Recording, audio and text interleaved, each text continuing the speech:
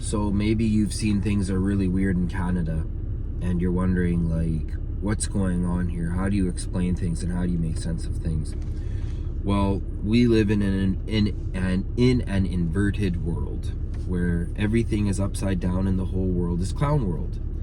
And this is true. This is 100% fact. The joke is not on you, but they're trying to say that it's on you. And this is reverse colonialism. What is reverse colonialism? Colonialism is going somewhere and instilling your values on them and, taking over. And reverse colonialism is going to the top and kind of screwing you over and then being like, okay, I guess I'm done here. I guess I'll leave now. So what could be a quick example of reverse colonialism? Well, if you're not producing oil and technologies like that liquid LNG, that compressed gas, I forgot the name of it, it's on my tongue right now, but if you want to produce natural gas, if you want to be energy independent, then you are going to help the citizens. The citizens will in turn travel more, move around more, and will be able to become more successful.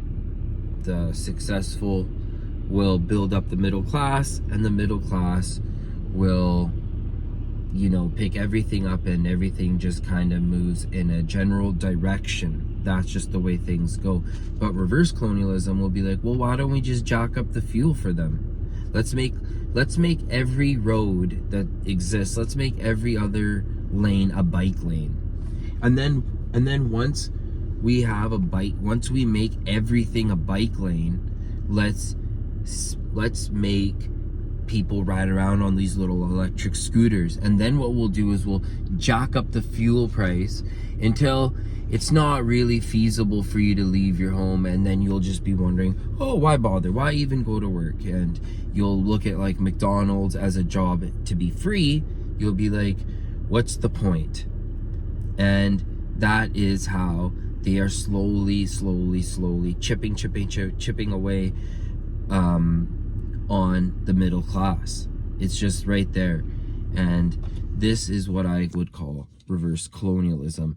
The way to really think about it is that when your leader doesn't even work for you, but works for another world government, right? They just because they don't say it, even though they say the World Economic Forum, when someone is working for other people, because you can't think that there's other people already so rich that they bought a world leader. That's just, when you can't wrap your mind what trillions of dollars really mean. So when you have a world leader who works for, or when you have a leader that works for the world group, yeah, they screw the country over, and then they just kind of say, well, it is what it is. So, now you might be like, oh my God, that is such misinformation. That's disinformation. That's malinformation. This is conspiracy conjecture. Yeah, right. Look at Detroit. Detroit is an example of something that once was, and then it's gone. And the thing is that the way you need to look at it is that, yes, things change, technologies change, people change, right?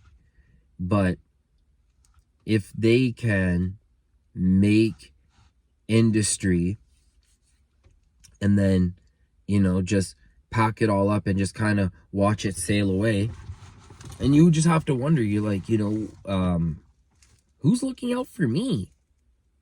Who's looking out for me? So, if you kind of look at it like in the sense of like maybe the European Union, they don't really do much in terms of economics. Like I mean, Germany's pretty big, and they move and shake a lot. But if you look at um, Africa, they got it going on, because as long as as long as people can't see it right in front of their face, like, oh my God, what's going on? What's going on here? Why is this river polluted from making blue jeans? Why is there waste from this medicine factory polluting the river? You know, why is there clouds of smoke in my town? Well, as long as people don't see it, they just dip their heads right in the sand, it doesn't exist. So the thing is that you have to look at things like skateboards and stuff.